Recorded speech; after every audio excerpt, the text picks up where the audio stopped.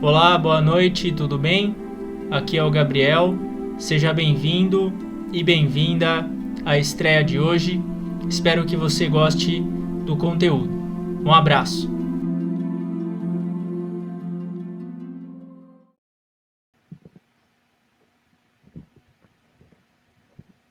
Falando sobre o tema de hoje, a questão do ego e do eu. O ego, ele é um sentimento, uma tendência da alma, que ela resulta do nosso crescimento. Quando você cresce, você vai se tornando adulto, o seu ego vai acompanhando você. Isso é inevitável, faz parte do crescimento e até mesmo uma forma de proteção. Se o seu ego não se desenvolve ao longo do tempo, você não consegue viver em sociedade, você não consegue vencer na vida. Então, o ego, ela faz parte do desejo de crescer. Porém, ele tem que ser controlado. Em algum momento, você tem que aprender a controlar o ego e, de certa forma, reduzir também a influência dele na sua vida. O Mestre Okawa, ele explica a diferença entre o ego e o eu utilizando as carpas. Todos conhecem aquele peixe japonês, a carpa. Quando você alimenta as carpas, você vai na beira de um lago e coloca ali a comida para elas. Quando você joga comida para as carpas, elas se juntam uma em cima da outra e começam a se debater para pegar aquele alimento. Isso é o ego.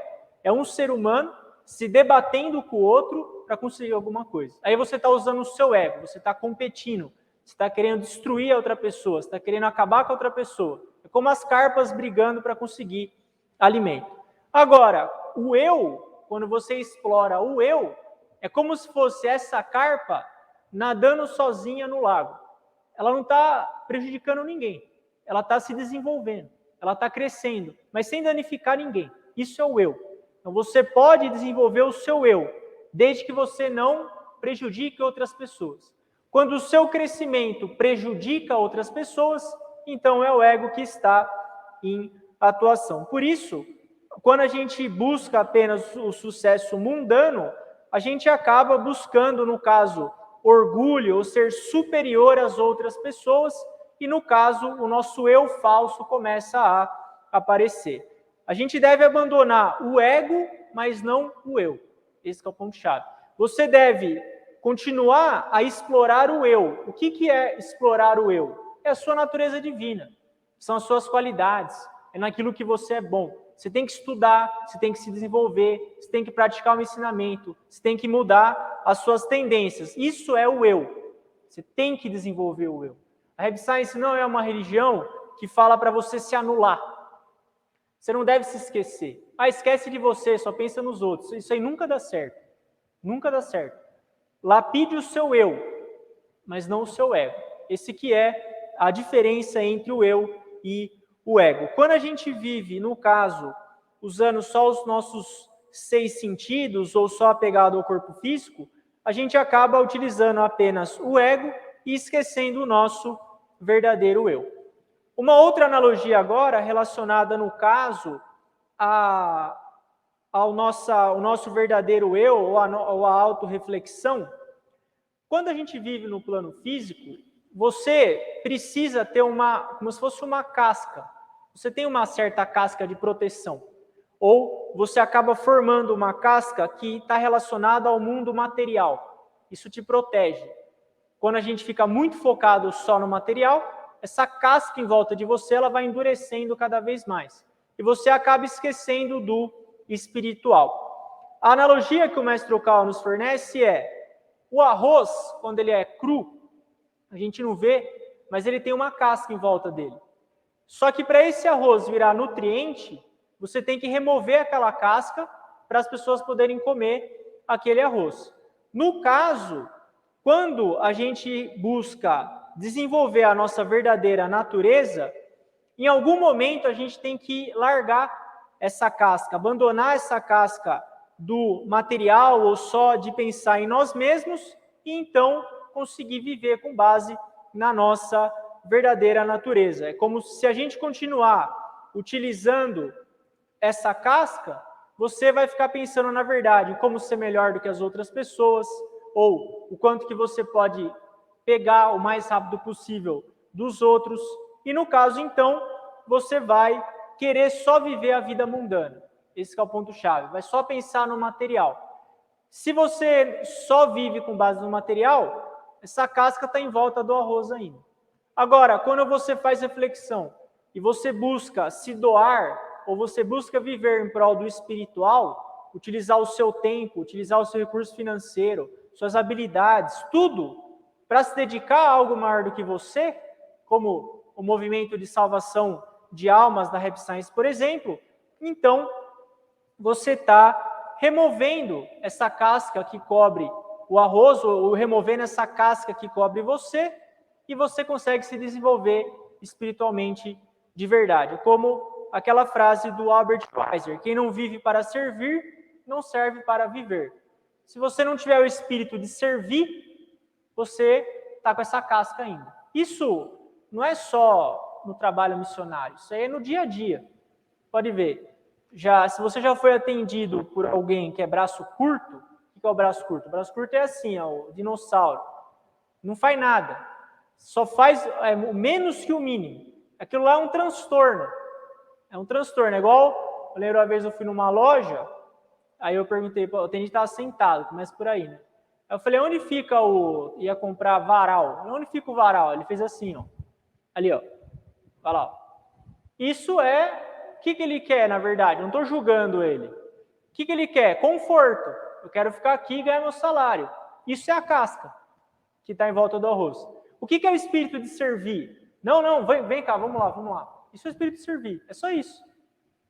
É imbuir o espírito de servir em tudo que você faz. Quando você, no seu trabalho, na sua vida, você faz até o que você não precisava fazer, você está crescendo. Quando você começa a ajudar outras pessoas no seu trabalho, você está crescendo. Isso é você remover essa casca que está em volta do arroz. E o que existe, como você pode definir essa casca, ou como que você consegue identificar isso? Que tá essa proteção material que está acontecendo à sua volta, que inibe o seu crescimento espiritual. São as 6 grandes delusões, que, inclusive, o mestre Okawa explica no livro As Leis do Inferno. Vou falar rapidamente sobre as 6 grandes delusões, que tem os 3 venenos do coração. Quem estuda o ensinamento do mestre mais a fundo, conhece os 3 venenos do coração.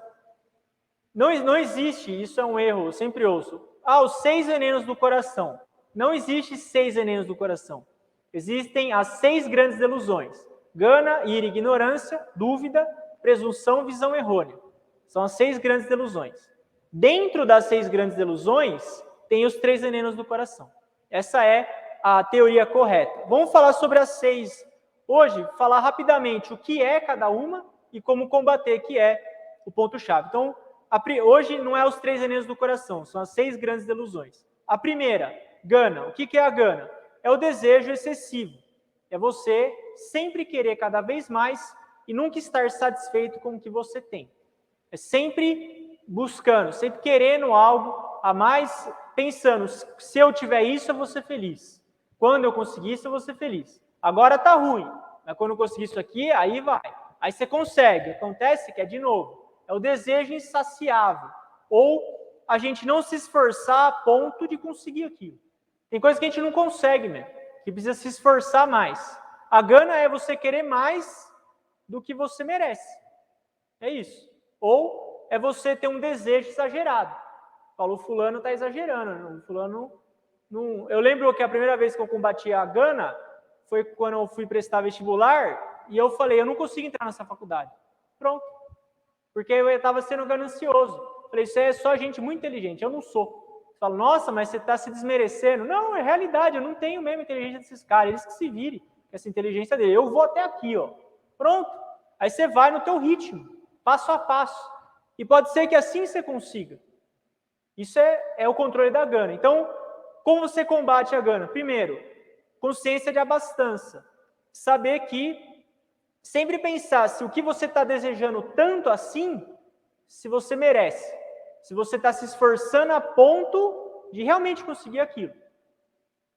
Esse é um ponto de reflexão. Segundo é a consciência de abastança.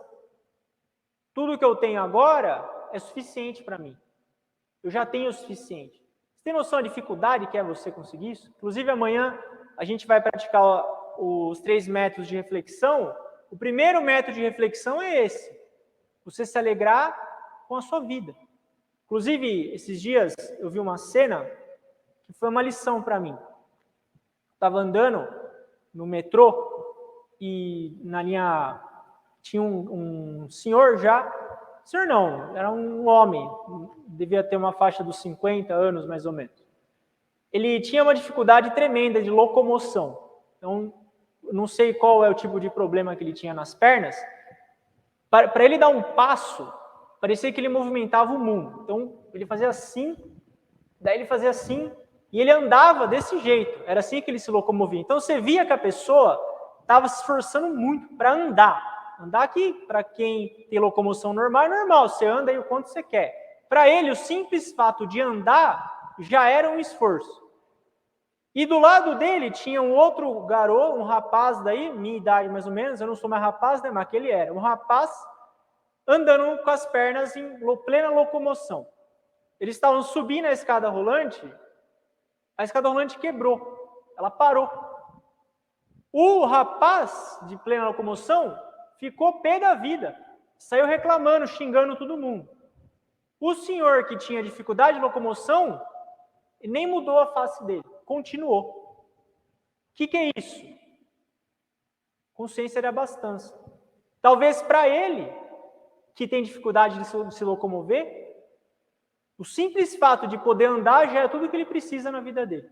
E isso, quando a gente ora a El Cantare, quando a gente ora ao nosso anjo da guarda, eles enviam cenas para ensinar a gente. Essa é a maravilha da fé. Quando você está conectado com o Senhor, quando você está conectado com o seu espírito guardião, eles enviam lições para você, em forma de outras pessoas também. E aquilo foi uma lição para mim, no sentido de, o fato de você andar já é uma misericórdia. Já. Então, essa é a consciência de abastança.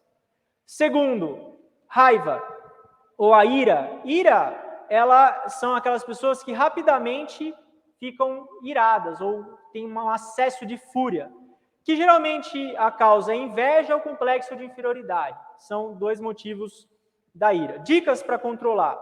Antes de ficar com raiva, conta até 10. Essa é uma prática muito boa.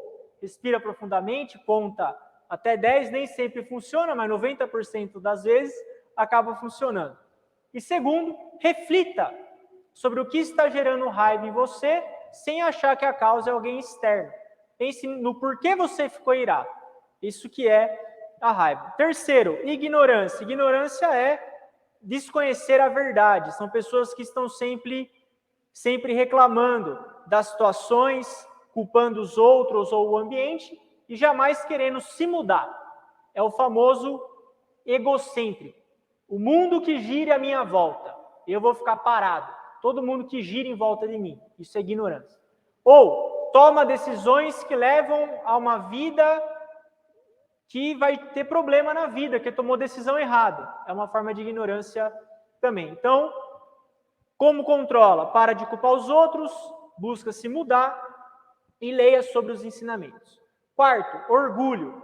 Orgulho, como que você identifica o orgulho? É quando você acha que você é o melhor, você é o top, e todo mundo é pior do que você. E as pessoas orgulhosas, elas não admitem que ninguém seja melhor do que elas. Como que você combate o orgulho? Primeiro, reconheça a ajuda que você recebe das pessoas, reconheça que você não conseguiria nada na sua vida sozinho. Esse é um ótimo antídoto para o orgulho. Reconhecer o quanto você foi ajudado até hoje. E reconheça as qualidades das outras pessoas. Quem é orgulhoso, dificilmente reconhece a qualidade do outro. O fulano ele é bom nisso, o fulano é bom naquilo. Aí o seu orgulho começa a diminuir. Saiba que você é só mais um. Isso é bom. Antes eu achava que você achar que você é só mais um era ruim, que ia te dar, você ia ficar depressivo. É nada, é a melhor coisa. Você é só mais um. Esse dia eu estava olhando a rua, agora eu estou andando a pé, eu virei filósofo. Estava andando na rua eu fiquei pensando, se eu morrer agora, o que vai acontecer com o mundo? Nada. O que vai acontecer com a cidade? Nada. O ônibus vai continuar andando, as pessoas reclamando. A vida vai tocar normal, cara. Então eu sou só mais um. Ótimo. É assim que você ajuda a quebrar o seu ego, o seu orgulho. Saber que você é só mais um. Você não é o pior. Você é só mais um. Mas você tem que continuar se desenvolvendo. Então é assim que você combate o orgulho. Quinto ponto é a dúvida. Então a dúvida é quando você não consegue reconhecer, não acredita na bondade dos outros ou em Deus, e o jornalismo. Sempre tudo vai dar errado. Tudo é desespero. É o famoso galinha em pânico. Já viu galinha na rua? A galinha fica em pânico na rua, ela fica falando... É o galinha em pânico, duvida de tudo. Vê notícia, começa a correr para lá e para cá, achando que o mundo vai acabar. Isso é dúvida. A mídia é muito boa nisso. Vocês nunca viram galinha em pânico? É muito engraçado. A galinha fica na rua, fica correndo para lá e para cá. Porque a galinha fica... tem pessoa que assim, vê jornal, fica igual a galinha, correndo para lá e para cá, sendo que não vai acontecer nada. A causa disso é a dúvida. Então, quando você recebeu uma notícia, alguma informação, busca se controlar, analisa aquilo com calma até chegar numa conclusão. Não duvide tanto assim do mundo. Era igual na época da Guerra Fria. Tudo ia dar errado na época da Guerra Fria, não aconteceu nada. Recente pandemia aí, tudo ia dar errado. Teve muita coisa que deu errado, mas estamos aí, não estamos? Então, é esse tipo, a gente tem que tomar cuidado se a gente está olhando o mundo com a lente da dúvida. Sexto e último ponto é a visão errônea. Então, a visão errônea é o materialismo.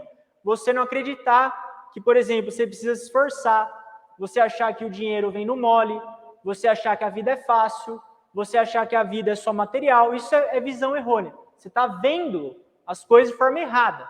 É você enxergar o mundo com uma lente material. Você tem que quebrar essa visão errônea. Para você conseguir romper a visão errônea, você tem que ter a correta visão, que você só consegue estudando o ensinamento.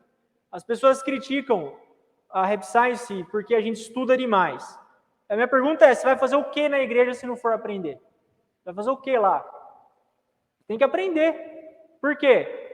Todo mundo que sofre a lavagem cerebral da sociedade está com a visão errônea. Por que eu vou me esforçar? A vida é só uma, eu vou curtir. Quem nunca ouviu isso? É visão errônea. O cérebro está lavado com informação errada e a visão fica errada. Então você tem que combater isso com a correta visão, que é a verdade pregada pelo mestre Ocal. Então esse foi o ensinamento de hoje, espero que vocês tenham gostado. A gente falou um pouco sobre o desenvolvimento do ego, que deve ser evitado, e a lapidação do eu, que deve ser impulsionado e sempre feito. Falamos sobre as 6 grandes ilusões, o que são cada uma e como combatê-las. Para aprofundar nesse estudo, sugiro a leitura do livro As Leis do Inferno.